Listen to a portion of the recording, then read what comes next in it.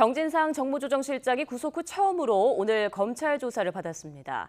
검찰은 최장 20일인 구속기한 안에 이재명 대표와의 연관성을 최대한 규명한다는 방침인데 무엇보다 정 실장의 진술 태도가 수사의 성패를 가를 것으로 보입니다. 불구속 상태로 재판을 받게 된 남욱 변호사와 김만배 씨의 추가 폭로 여부도 주목됩니다. 이종원 기자입니다. 휴일 오후 정진상 실장이 구치소에서 물려나와 검찰 조사를 받았습니다. 구속 후 진행된 첫 조사로 인권보호관 면담 등 통상적인 절차를 거친 뒤 곧바로 본격적인 피의자 조사도 진행된 것으로 전해졌습니다. 재판부가 증거인멸과 도망의 염려를 구속 사유로 밝힌 만큼 검찰은 이재명 대표를 정치적 공동체로 규정한 구속영장 혐의가 상당 부분 소명됐다고 보고 있습니다. 이번 수사를 탄압과 공작으로 규정한 정 실장과 이 대표 측의 주장을 반박하고 이 대표를 직접 겨냥할 충분한 명분을 얻었다고 판단하고 있습니다. 어떤 탄압 속에서도 역사와 민주주의는 발전할 겁니다. 계속 우리 국민들은 앞으로 나아갈 겁니다. 관건은 혐의를 완강히 부인하는 정 실장의 진술 태도입니다. 당장 구속의 적법성을 다시 따지겠다며 구속적부심 청구도 예고하는 등 수사에 협조적일 가능성은 희박합니다.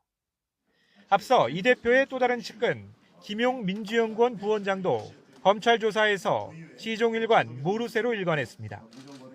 이 때문에 대선 자금 수사라는 말이 무색하게 김 부원장 공소장엔 대장동 일당에게서 받았다던 8억여 원이 실제 어디에 쓰였는지 한 줄도 언급하지 못한 채 재판에 넘겼습니다.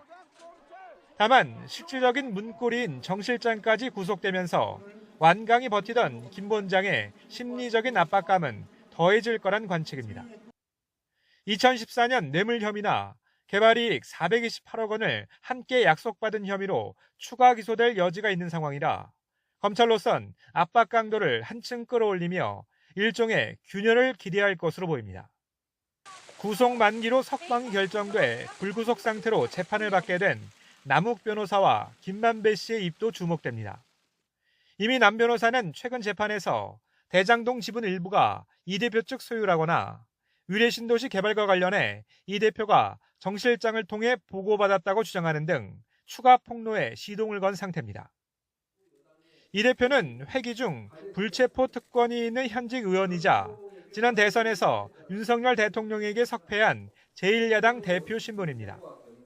정치적 갈등이 최고조에 이를 첫 강제 수사 시기는 결국 문고리 측근과 대장동 일당들의 진술에 달려 있습니다. YTN 이종원입니다.